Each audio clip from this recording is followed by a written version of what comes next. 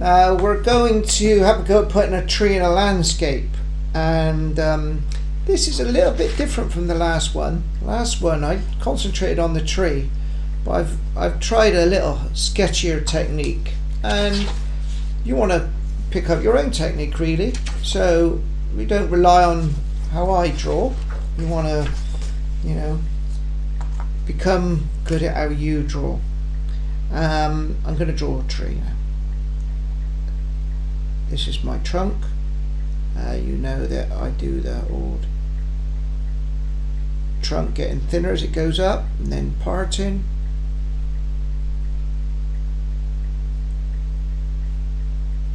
And then I'm going to do a little branch coming up there. Hold up, put a little stump in there. I like doing this. And it's going to be a little bit of light going through there as the root comes out of the ground. Now, what I'm going to do this time is it's going to be a lot sketchier. So you can see that I'm filling in areas really quick.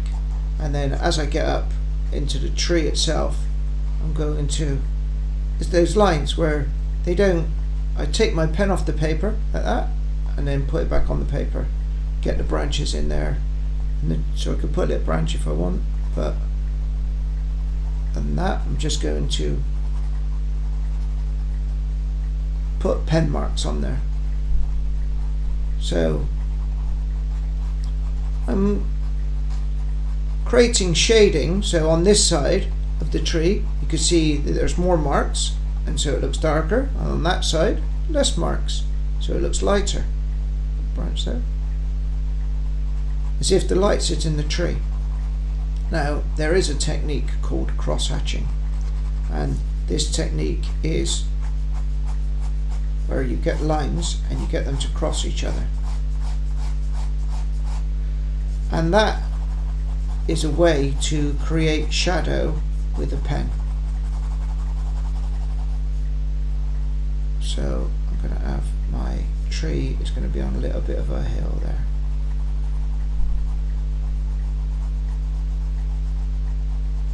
Now I've got this, usually that would upset me that I didn't have a straight line there, but I'm not going to worry because I'm going to put little bits of grasses in there anyway.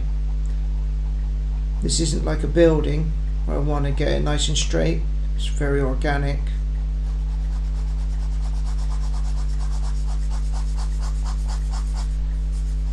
One thing that don't work so well is when you go and you loop back and you see the loop on the end. So as I go there, I take my pen off the paper.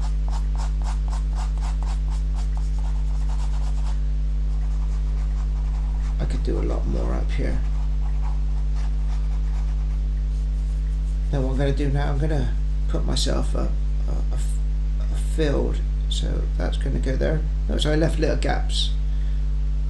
So I lightly brush the paper with the pen, and I'm going to put myself a little gate here. Now if you live in the countryside you'll know that the famous gate is a 5-bar gate, so 1, 2, 3, 4, 5, and then you get a diagonal going across like that. You could put some, that could either be a fence, so you could have lines like this and then you could join them up like that, or you could do a hedge, put more things in there. In the distance you could have another tree. Notice, look, the wispy lines around there. Let's create a tree in the distance. That's going to cast a little bit of a shadow. Tree a lot smaller, of course, because of perspective. And I can use that ideal perspective with my cross-hatch lines now. Could have a little track coming off. Track gets wider as it comes closer to you because of perspective. It goes up over the hill. here, this tree in the foreground is the one that needs the detail, and that needs more pen going on there.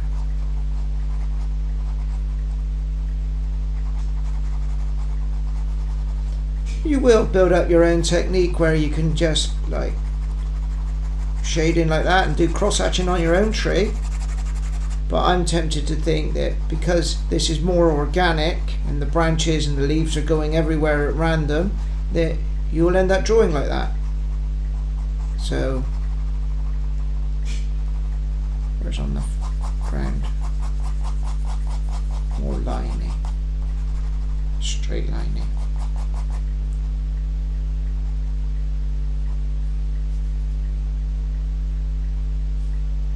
And that's how to draw a tree in the landscape.